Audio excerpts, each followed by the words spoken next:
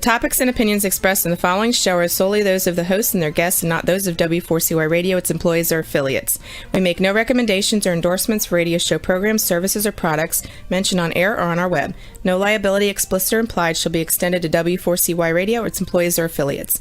Any questions or comments should be directed to those show hosts. Thank you for choosing W4CY Radio.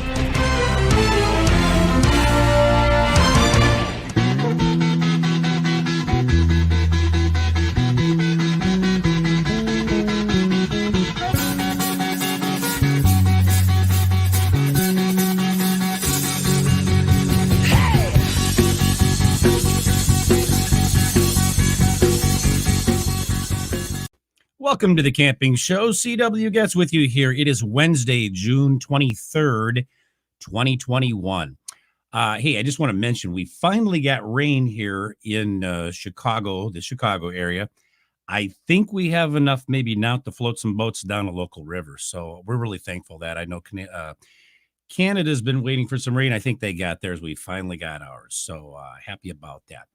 Want to mention tonight's episode is sponsored by Campground Views and also by Maple Made Buck Saws, Canadian-made outdoor hand saws built to last a lifetime for a lifetime of adventures. Find out more at maplemadebucksaws.com and our good friend Jody Funk, who manufactures those up in Canada. Very fine saws. Tonight's episode is Outdoor Gear Part 2, Edge Tools, with my special guest, Cliff Jacobson. Cliff Jacobson is one of North America's most respected outdoors writers and wilderness paddlers. He is a retired environmental science teacher, an outdoors skills instructor, a canoeing and camping consultant, and the author of more than a dozen top-selling books and a popular video on canoeing and camping. Cliff is a distinguished Eagle Scout, a recipient of the American Canoe Association's prestigious Legends of Paddling Award, and a member of the ACA Hall of Fame. Well, with that, welcome back to the show, Cliff. Thank you. You know, before we even start this thing, geez, listeners, do you guys realize what a cool radio show this is? This is the only camping show in North America. Yeah, it may be the only camping show in the world. Well, so, I appreciate it. You know, we sure are lucky to have CW. So I just want to say thanks for having me back. And some of you guys who tuned in on other shows, I've been on CW shows a lot. I hope you're not getting too tired of me. Oh, I know I'm not, and I'm sure no one else is either, but I had to say thank you so much for that. I'm very flattered. And also right back at you. I mean, you are the not only a legend, but the legend. And I mean, I'm honored to have you on my show. And I keep sending the checks, so you'll come. You know, you'll keep coming back. So yeah, I hope those are making their way to you. Apparently they are, because you're here. Hey, I want to mention something here. Your latest book, Justin Cody's Race to Survival. I mean, I know a bit about it, but what I didn't quite know that I just heard was that the stories in there are stories that actually happened. These are actual stories. Yeah, it's a mix of the book is fiction and nonfiction. Mm-hmm. You know, and it came about because I was tired of seeing all these old gray hairs like me in the wilderness. I wonder how we get young people involved. And my thought was that kids who like the outdoors will read about the outdoors, but most kids don't know if they like the outdoors because they got their head buried in their cell phone all the time. Right. So I thought if I could write a riveting adventure story, survival story, that would drag them in. And but I wanted them to learn something from it, and that's the difference. So there's a non-fictional component. So as things happen to this kid, he has a book that his grandfather gave him that he's never read. His grandfather disappears during this whole thing, and he doesn't like to read, but he has to read to figure out how to survive. And so basically what the kids do, they're drawn in by the story. It's a very fast-moving story, but they also learn a whole bunch of camping skills and canoeing skills along the way. And that's basically the whole idea of the book. And actually, that was the reason why I had such difficulty getting it published, because fiction publishers said, hey, we don't do nonfiction. And then nonfiction publishers said, we don't do fiction. Nobody could think outside the box. Right. So, yeah, that's pretty much the story on that book. Well, as it says,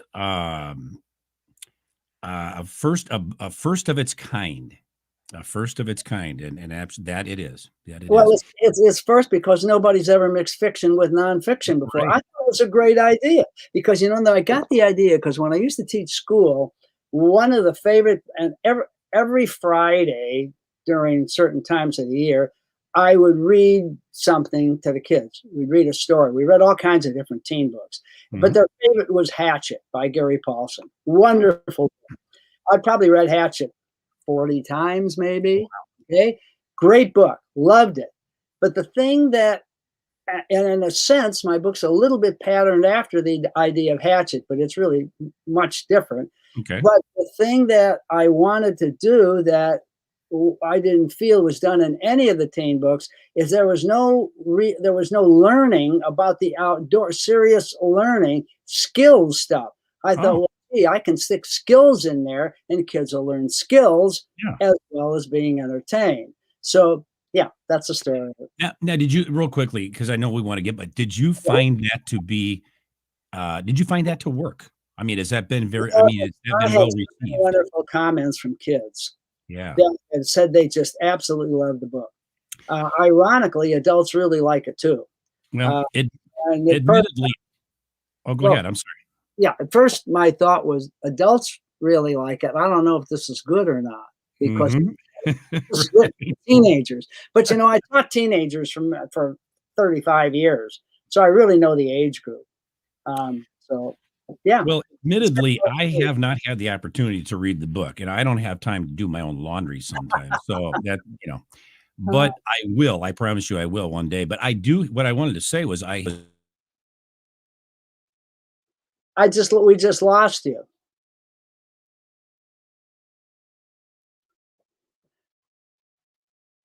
We just lost you. We just lost the sound. It says I'm muted, but I apparently am not. Oh, okay. Now you're back. Welcome to radio. Not sure what's going on there. No, you're okay now. Okay. I can hear you. Let me try. Hi. Can you hear me? What's going on? Hey, Cliff, it's Roxy. Yeah. So he's doing a double check on his stuff, on his equipment right now. So he just took off for a second. He is actually back. Let me give him a second to connect. But yeah, everybody for bearing with us. Technology. Everybody has issues with technology. That's the day and age. It's everywhere. Technology is all over the place, and everybody has problems. All right, CW. Yes, and I just mentioned that I had to get a new machine. It's not here yet, but my Mac hates me. There's ghosts in the machine everywhere. I think the Beelzebub's in my machine.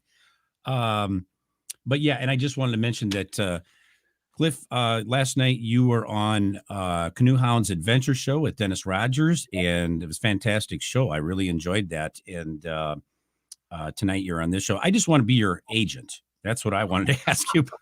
We'll talk about that later, because he's got to be making some money, man. You're like everywhere.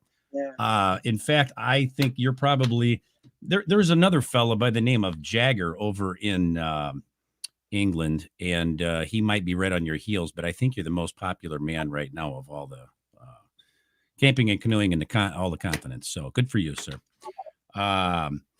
First thing I want to ask you, well, first of all, the term edge tools simply means tools used for cutting.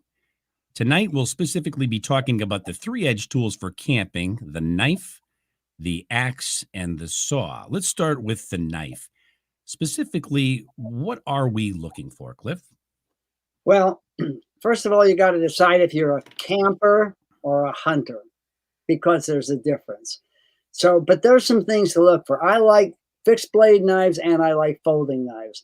The difference on a serious camping trip is this. If you have a fixed blade knife, okay, you can pound on the spine with it right here. You can pound on the spine. Now, why would you want to do that?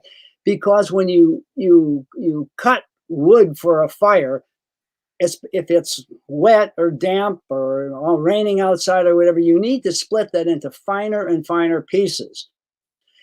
Yes, you can use your hand axe for part of it, but eventually you're going to get down to the point where you're working with much thinner stuff.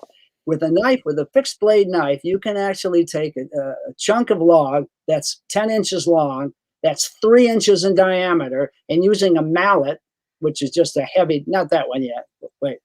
And by using a mallet, okay, you can pound it right through the log and you can split it. So you can use a knife much like a hatchet for splitting, but you can't use a folding knife for that. Yes, there's some very sturdy, wonderful folding knives that have very excellent locks on them, but you pound on the spine of one of those babies long enough and you're going to damage the lock. So if you ever think you're going to have to pound on the spine to split kindling, you want a fixed blade knife. If you don't think that's an issue, you can get by just fine with a folding knife. Now, these are a bunch of knives that I own, and I have used them all. And just go through a little bit with you what they are. It really doesn't even matter what they are. My favorite one is this one here. This is called the Cliff knife. It's made by Idaho Knife Works. I actually did have a hand in the design of it. But you don't, first of all, you don't have to spend hundreds of dollars for a really fine knife. But you need certain rules. And I'm going to tell you what the rules are. So if you can flip back to that same picture again, we'll look at, okay. So number one is a thin blade.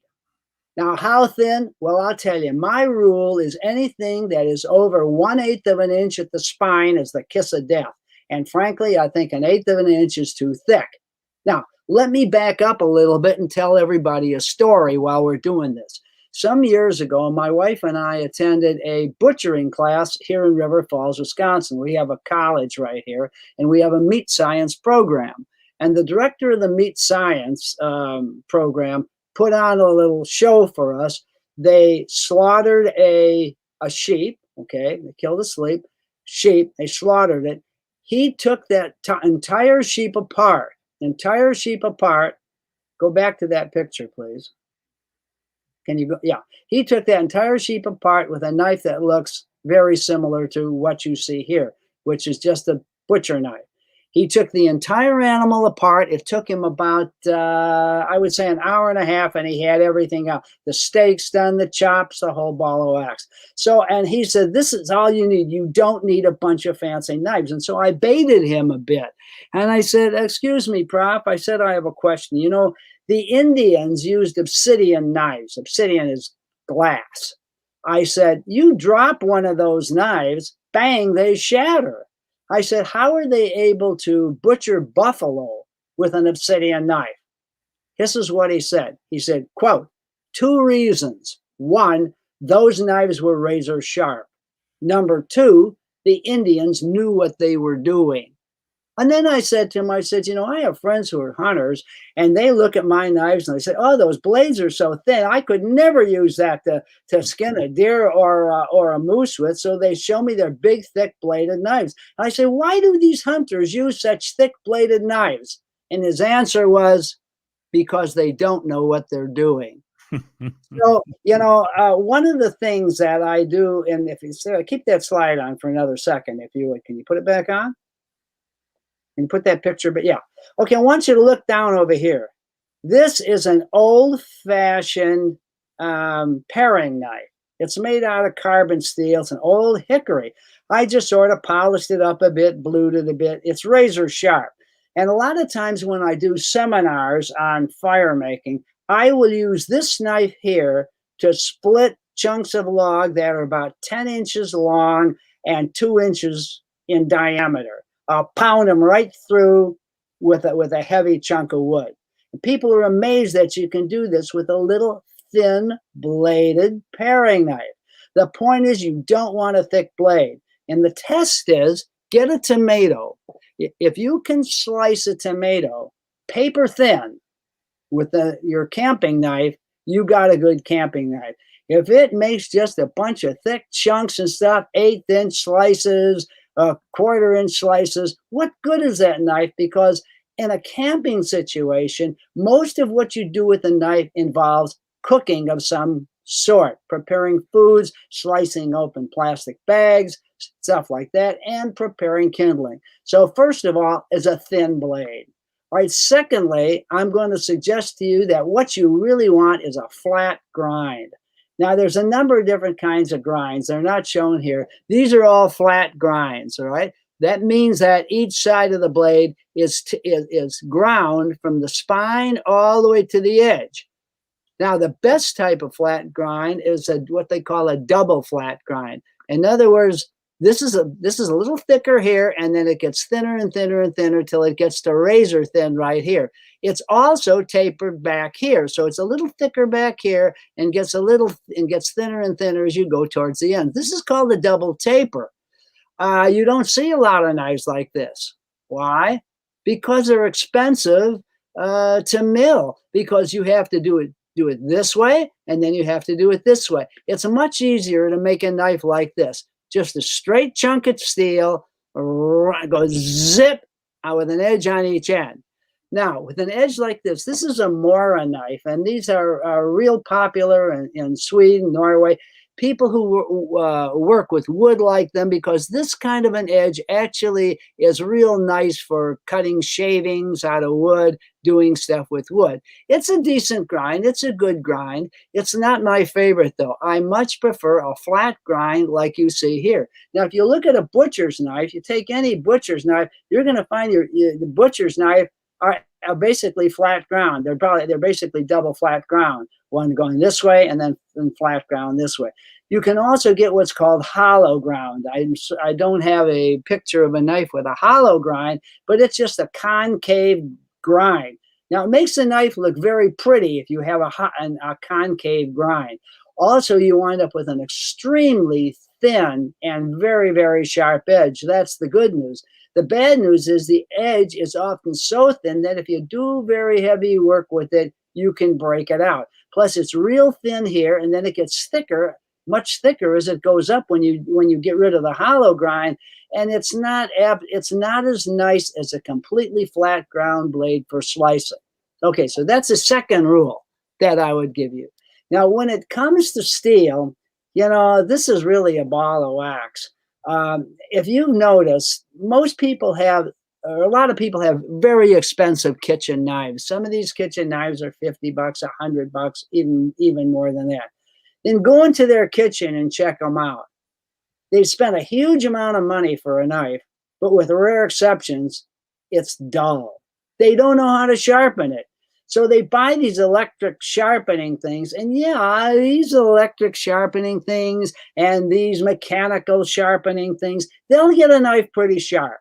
They will.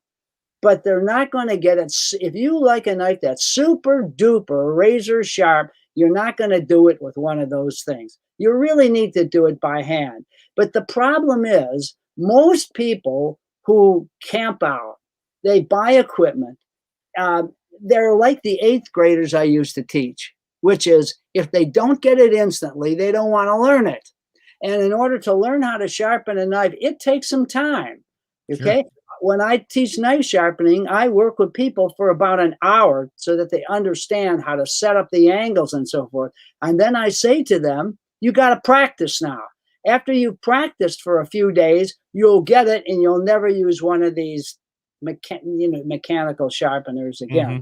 So the point that I'm trying to make is, not only can they not get them sharp, but some of these top-end stainless steel knives, stainless steel knives, they can get razor sharp, but they have a very, high abrasive quality. In other words, you got to work on them and work on them and work on them until you get them really, really sharp.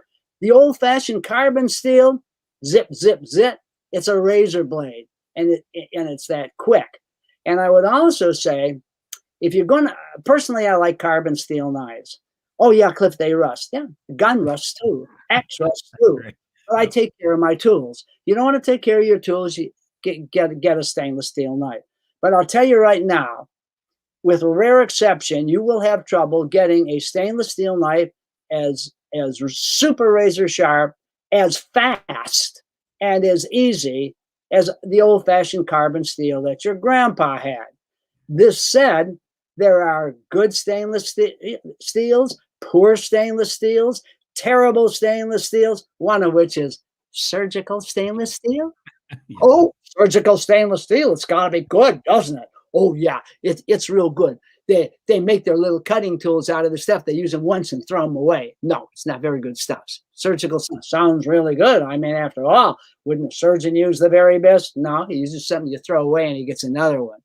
Okay, and then they also have some really exquisite stainless steels, but you're not going to get those for $9.95.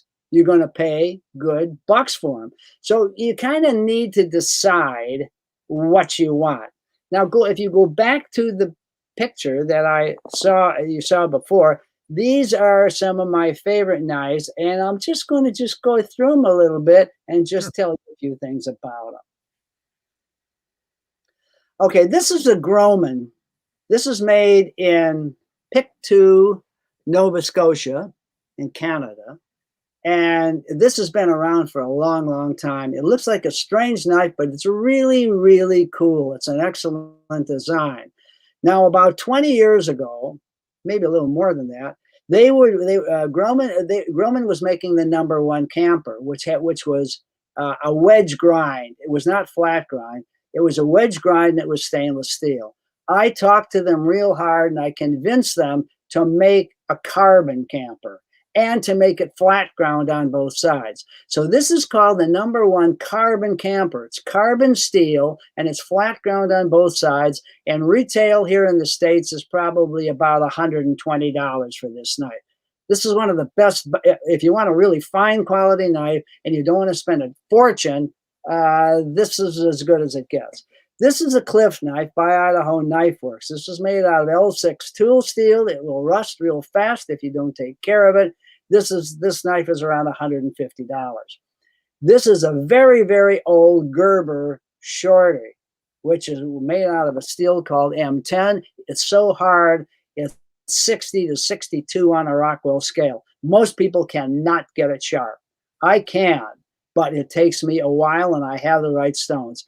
I think I paid about $14 for this knife when I bought it. Try to find one used on the internet now. It'd be $150, $200.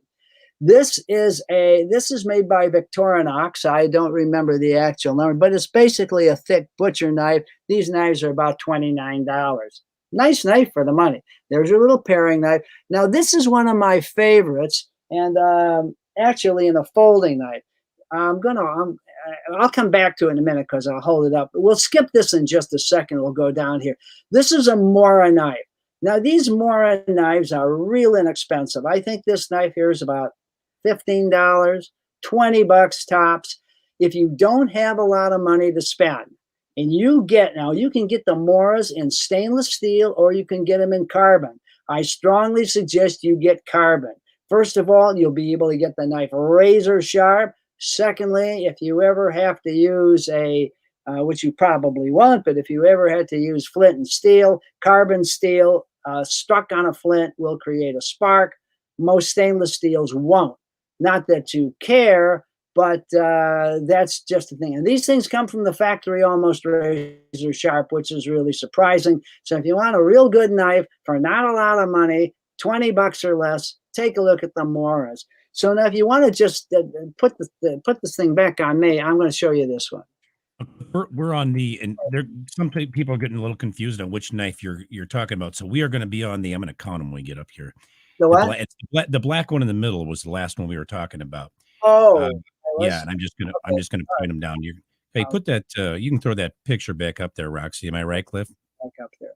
Yeah, let's put that back. So now we're talking about knife number 1, 2, 3, 4. Number this 4 is the Mora knife. You'll see them for sale everywhere, from anywhere from about $10 to $30. My advice is, if you want a good knife for very inexpensive, and you don't care that it comes with a plastic sheath and it has a plastic handle and it's not very pretty, Still, it's excellent, and you can buy one for 20 bucks. But get the carbon steel one. Don't get the stainless. You'll spend hours trying to get that stainless one sharp. Now, if you're into folding knives, I have a couple folding knives I really like. This one here, everybody knows about Swiss Army knives, and they all know about Victorinox and Wenger are the original Swiss Army knives. This one is made by Victorinox, and it's called the Forester. And I'm going to show you what I really like about it. I think it's about $40, maybe $45. But first of all, it has a locking blade. Okay. Now this is a stainless steel knife, but I don't know what stainless that they're using, but I can get this knife razor sharp without too much trouble at all. And it's locking. So, okay, it's got a lock on it, which is really nice, which means if you have to, you can pound on the spine. Still not a good idea because you start weakening the joint. So I'm going to close this down, and I want to show you its best feature. Now, some of you may have read my book, Justin Cody's Race to Survival. And in order for Justin to survive, he has to have a decent knife. And his grandpa's a knife guy, and he's like 13 years old, so he wants to give him a good knife.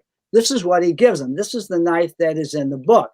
But what this knife has, which is amazing, this has got the best saw on a folding knife I've ever seen. This saw is razor sharp, and it's long. It's real long. So you can do real work with this thing. You can saw through a 3-foot diameter, or a 3-inch, excuse me, 3 diameter chunk of wood pretty fast with this. And a saw is one of the most useful things that you can actually have in a camping situation. No matter how big your knife is, a saw like this will go through something faster than the biggest knife. So I like this knife a lot. The other folder that I carry a lot, sometimes I carry a folder, sometimes I carry a fixed blade. If I'm in remote wilderness, like on one of these canoe trips in Canada, I'm carrying a fixed blade because it's just too handy and it's always there and nothing's going to happen to it. If I'm more U.S. rivers and things where I'm going to run into a lot of people, or if I'm doing kind of serious whitewater where I might capsize, and I get the sheath wet and the knife wet, then it's more of a hassle. So this is a Spyderco, and this is a Spyderco military model, Army model.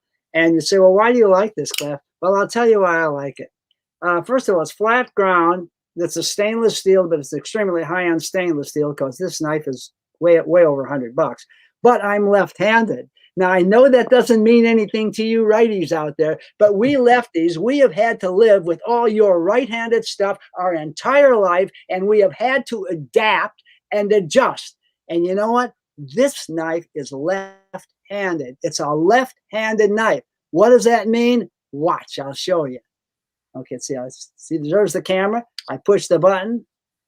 I can close it with one hand.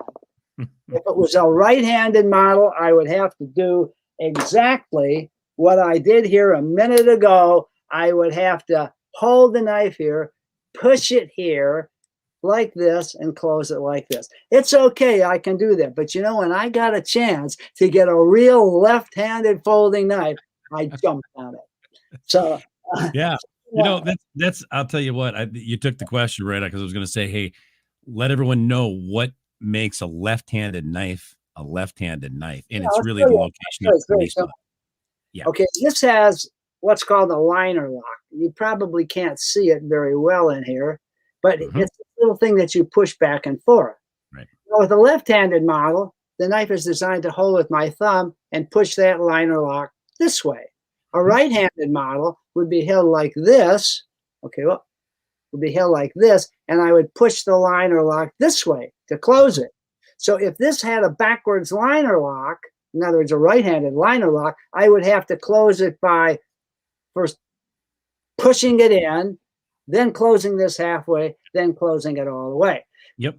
But so this, for a left-hander, this is a true now one-handed knife because I can just click it and close it with one hand. So and I can tell you that, you know, there's a lot of left-handed people that love what you just said, because it's a right-handed world, and it's cool that they have Yeah, those. and the thing is, if you're a canoeist or a kayaker, and you capsize, and let's just say a rope wraps around your ankle or something like that, can happen, or you Sure. get caught in a spray cover, a nylon spray cover. You need to get a knife out, and you're probably going to have to do it with one hand, which means it's a fixed blade knife, because a fixed blade knife is going to come right out and go zip. But with this, it's not. It's that fast, and it's open, and I can close it without hurting myself, and stick it back in my pocket or whatever it is. So that's a factor for me. But I would say it's your choice, fixed blade or folding. I would say though that if you're going to be doing serious camping, you're going to be cooking and doing a lot of stuff with your knife. You may be stirring coffee, stir your coffee with it or whatever. You really want a blade that's 4 inches long. Yeah. And my thing is, I like a camping blade that's between 4 and 4.5 inches. 4.5 inches is the limit for me. About 3 3/4 on the other side would be the limit for me. When you get the blades too short and you start digging into the peanut butter jar, you get peanut butter and gunk in there, And at least with a 4-inch blade, if you catch a fish, you can at least do not too hacked up of a job filleting the thing or whatever. You don't need a 7-inch blade. That's what You don't need a big long blade. And I fight with people all the time. Yeah. Especially these people that are like survivalists. They got to have this big heavy knife. Let me tell you what's way better than a big heavy knife. If I had to just all of a sudden I had to pick just 2 of my tools. I only get 2. Here's what I pick. I take this one because it's got the saw. And I would take something like this, or something bigger.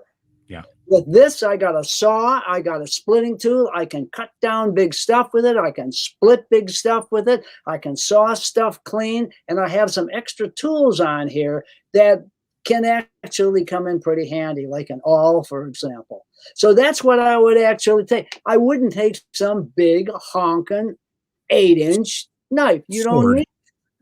Dagger. As a matter of fact, you read the literature. Read what the early people who did this kind of stuff did. They all had basically not very big knives, small knives. Now, obviously, if you go back into the 1800s and the 1700s, that changes. But that's not because they wanted a big knife to skin out a buffalo, because the Indians never had big knives. They had small knives, and they skinned buffalo with these things. So what changed? What changed was in the 18th century and early part of the 19th century, you could wind up doing battle with somebody. I mean, if the Indians and the white men weren't very friendly with one another, and if you had to do a war, you'd rather have a big knife than a little knife. So they carried a lot of these big, they called them Green River knives. They were just big butcher knives, because if they start slicing around at somebody, that's a lot better than some little teeny knife like this.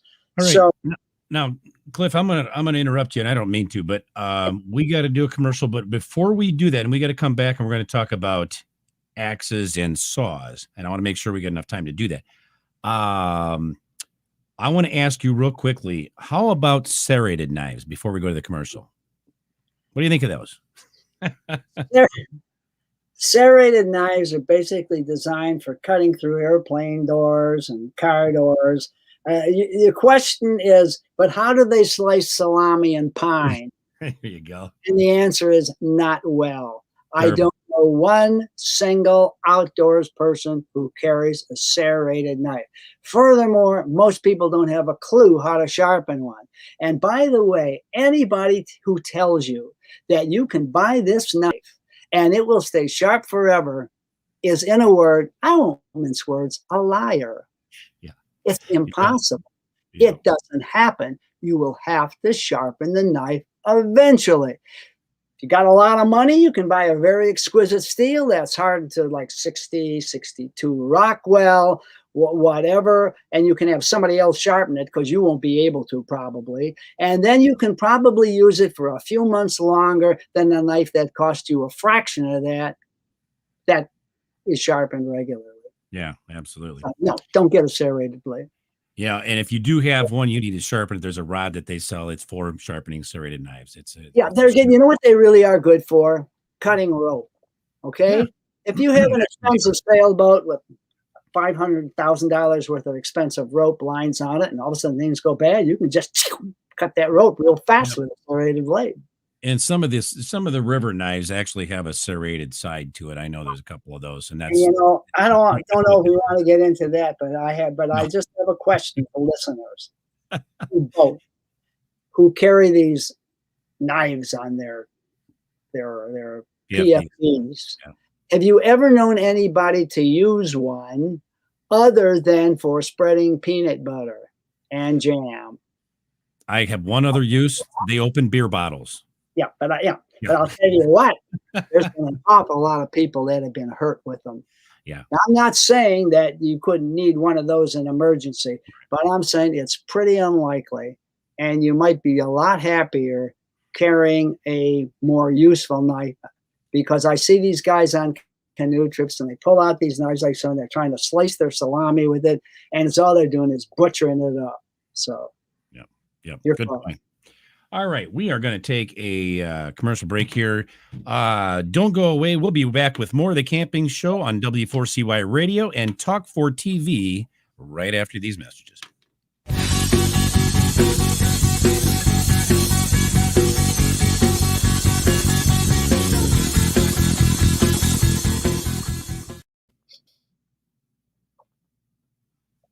It is time to go camping. Introducing Campground View's virtual tours. You can tour the campground, see the sites, see if they are available, and click to book your perfect spot. Hit the open road and explore the amazing places found in nature. We make it easy to discover, find, and book your site so that you can go have the fun and freedom you seek. Campground View's virtual tours make it easy and simple for you to see where you are going.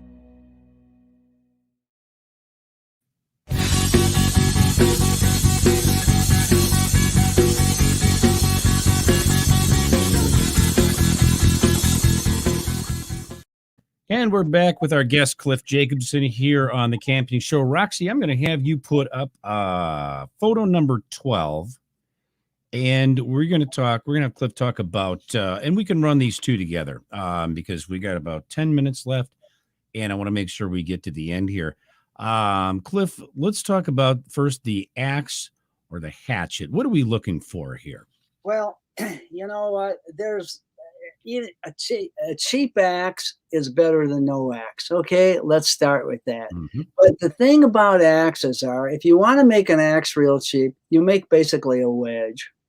Okay, but you don't wind up with a really critical fine edge that way. So your cheaper axes are generally just sort of like pretty close to wedge ground, not much different. Your more expensive axes have, I don't even know what to describe it, but it has kind of a double grind to it, so that if you pop this thing through a log, you do a chunk of log, say that's 12 inches tall by say 4 inches in diameter, and you set that thing in the center of that log, and you take a mallet and you pop it through, okay, pound it through. A cheap axe, what's going to happen is you're going to see that the pieces of wood are going to do like this. Yep. Okay. A really good axe, it's going to look like this. Pop. It's going to literally pop. It's true. It's just a bang, just like that. That's what a more expensive axe will. Now, I know there's a number of good axes out there, but I have two favorites. I'll share them with you. One is a company called Gränsfors, made in Sweden. And these are wonderful axes. These things are over $100. This is the little teeny one, which I carry all the time. This is called the a little teeny personal hatchet. It only weighs like 10 ounces. And you would say, why, what can you do with this? And the truth is, I can do more with this than the typical full-size U.S. hatchet. because of the way the thing is ground at the end. And I don't know how well you can see how well it's ground at the end, Great. but if you look at it, I'm trying to get this in the. There you go. Right. Oh, there, Okay. right. Okay. Just look at the shape of that. Okay. Now I'm going to put another one up here for you. Oh, I don't have that old axe anymore. That was an Estwing. They're decent axes, but they're basically wedge ground. Okay, it doesn't work as well. So the two companies that I really like, I do like Grand's Force a lot. They make a lot of axes of every different size. They make a splitting axe, which is to die for. And there's a U.S. company here, and this is called Council Tool. Council Tool makes a model called the Woodcrafter, which it's a pretty awesome axe. And if you look at the end, you can sort of see the grind on that. You can see this is a very, very properly ground. And in other words, it's concave, it's concave, convex goes to concave, goes back to convex again. That's why these high-end axes split so well. Bad news, they're pricey. You're going to pay over $100 for a good axe. Again, I would say if you can't afford that, it's okay, because any axe is better than no axe. So, but the other thing, any axe you get is going to be relatively soft steel. It has to be, because you're hitting stuff with it. And it's going to be carbon steel. So, I can't accept this thing. Oh, I would only have a stainless steel knife. I wouldn't have a carbon steel knife because it can rust. Well, the axe can too. What are you going to do with that? You're going to let it rust, or you're going to put some oil on it once in a while. So, that's pretty much it for axes. But the thing is about axes, you can get a big long handle axe or whatever, but then you got a problem. You got to carry this thing. I think I do have a picture of splitting with an axe. Didn't I send you a diagram? It's more of a diagram. Roxy, can you put up number 14 there? Well, it's with the knife. Got it up there. Like I say, you can split pretty good. No, not that one. But you go back. There, yeah, there you go. Here. This is how we split. We can, with that little hatchet that I have, I can split very, very big stuff this way. Now, why do I do this instead of flailing away like this? First of all, it's much safer. You're not going to cut yourself with it. Basically, what you're doing here is you're using the axe as a splitting wedge. Mm-hmm. One person holds it with two hands, the other person pounds it through. So you can go through very, very big stuff safely this way. We used to run canoe trips with teenagers, and they would do this all the time. But this was the only method that was allowed to use the axe. So for this, you don't need a big axe. If you're going to create a woodshed and have great big fires at night, okay, then you probably want a big axe. But if you're going on a camping trip, that's all you need is a hatchet for splitting. If you're a canoeist and you got to clear trails or something like that, like in Ontario, whatever, then you want a full frame saw, because the saw is going to work a lot better than the axe for clearing trails anyway. That's my take on it.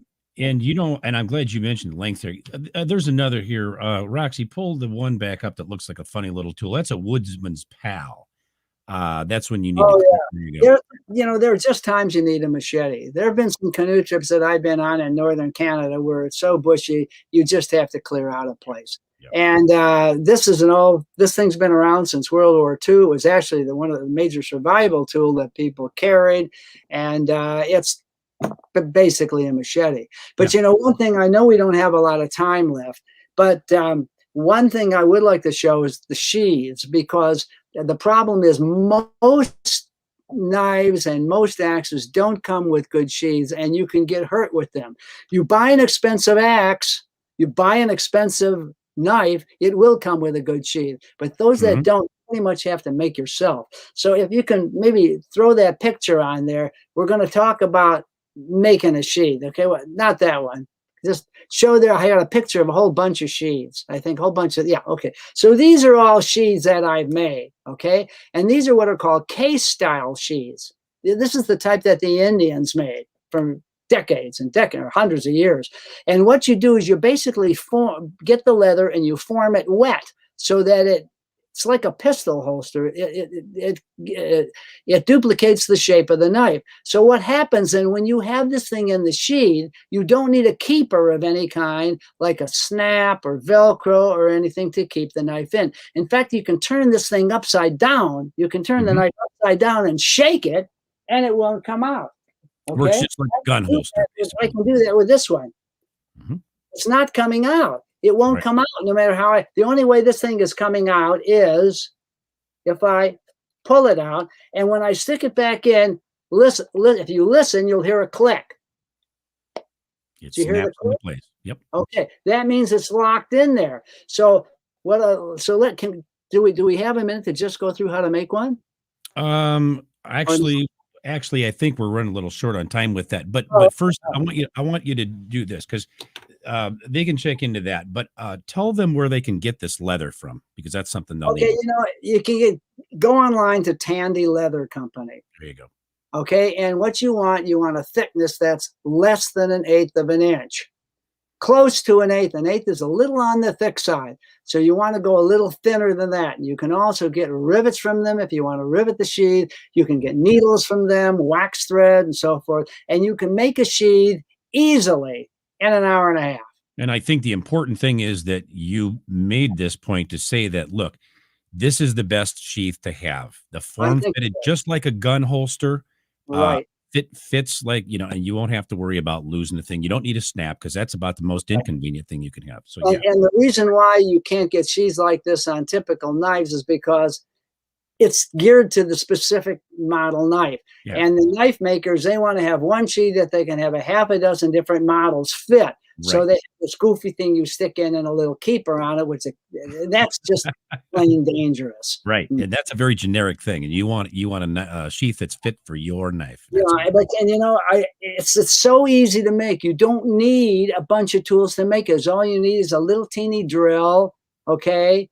A little teeny drill and something that you can cut leather with, a sharp knife or a leather scissors, a hammer, and some rivets. The entire procedure is laid out in my book, Camping's Top Secrets. So if you want to take it step by step, it'll take you right through. It's really simple. You just make a simple pattern. You soak the leather in water. You wind, you put it around the knife and so forth. Unfortunately, we're out of time. We don't have time to. That's right. Okay, so thank you. We're going to talk about saws real quick, and I'm running down to 2 minutes. So let's do this real quickly. One thing I want to mention, and our sponsor tonight here, Maple Made Buck Saws, is one of the type that's the saw that it's a very nice handmade buck saw. It's a wooden buck saw. But one thing that we want to first talk about before we get any further on the saw thing is, Cliff, would you explain to everyone that there are different types of blades for these saws?